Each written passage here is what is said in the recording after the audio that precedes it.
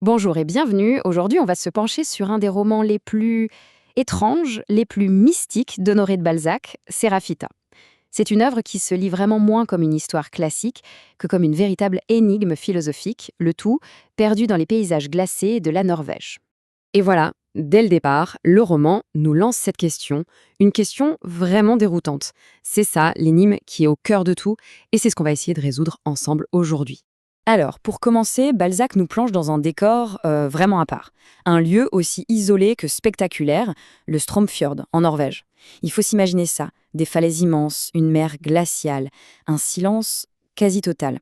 C'est vraiment dans cette atmosphère saisissante que toute l'histoire va se dérouler. Juste au-dessus du petit village de Jarvis, il y a une demeure en pierre, un peu isolée, que les gens appellent le château suédois. Et c'est là que ça devient intéressant. C'est là que vit un être qui, fascine et trouble absolument tous les habitants. Personne ne sait vraiment qui c'est, ni d'où cette personne vient. Le mystère est total. Et là, on touche vraiment au cœur de l'énigme. Parce que pour Mina, une jeune fille du village, tout en pureté, cet être est un homme, Séraphitus. Mais pour Wilfrid, un homme beaucoup plus tourmenté par ses passions, ce même être est une femme, Séraphita. Alors, deux perceptions totalement opposées pour un seul et même être. Comment c'est possible?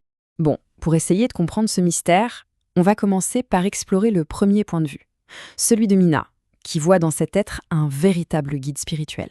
Pour Mina, c'est simple. Séraphitus est la perfection masculine. C'est lui qui la guide sur des montagnes que personne ne peut gravir, avec une force qui semble défier les lois de la physique. Pour elle, c'est un mentor, un guide, celui dont le regard paraît contenir l'infini et qui, littéralement, élève son âme. Il faut imaginer cette phrase prononcée tout en haut du monde. Elle résume à elle seule tout le message de Séraphitus pour Mina.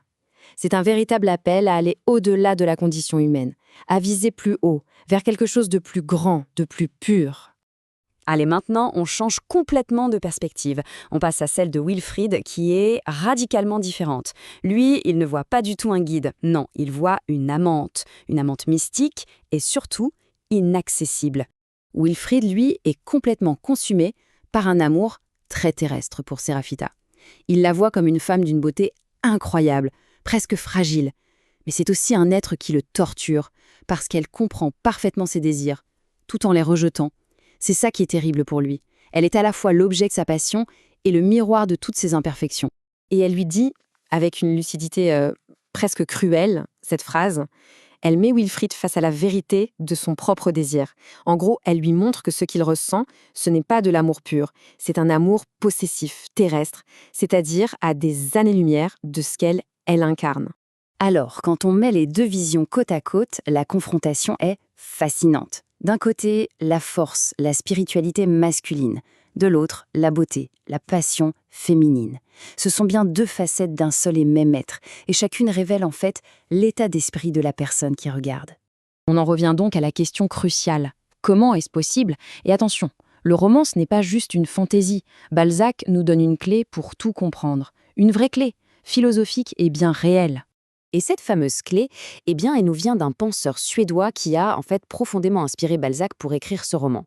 Son nom, Emanuel Swedenborg. Alors attention, Swedenborg, ce n'était pas juste un mystique parmi d'autres, loin de là. C'était l'un des plus grands esprits scientifiques de son époque. Un expert en métallurgie, en physique, en astronomie. Et c'est justement ça qui rend sa transformation encore plus extraordinaire. Sa vie est vraiment coupée en deux.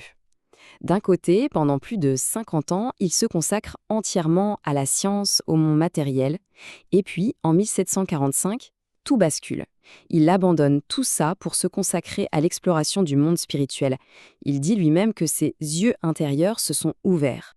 En fait, pour Swedenborg, le but de notre vie sur Terre, c'est de nous purifier pour à terme devenir des anges. Il était convaincu que le monde spirituel et le monde matériel sont interconnectés, et que certains êtres peuvent faire le pont entre les deux. Et voilà, c'est exactement le rôle que Balzac va donner à son personnage. Donc, avec cette clé en main, on peut enfin percer le secret, la véritable nature de Séraphita. Ce n'est ni un homme, ni une femme, c'est quelque chose de bien plus complexe, de bien plus profond. Et voilà la révélation. Séraphita, c'est en fait la vision de Balzac d'une âme perfectionnée, une âme qui est sur le point de devenir un ange. C'est un être en pleine transition entre le monde des humains et le divin. L'androgynie du personnage, ce n'est donc pas juste un détail bizarre, c'est complètement symbolique. Ça représente l'union parfaite entre l'intellect, vu comme masculin, et l'amour, vu comme féminin.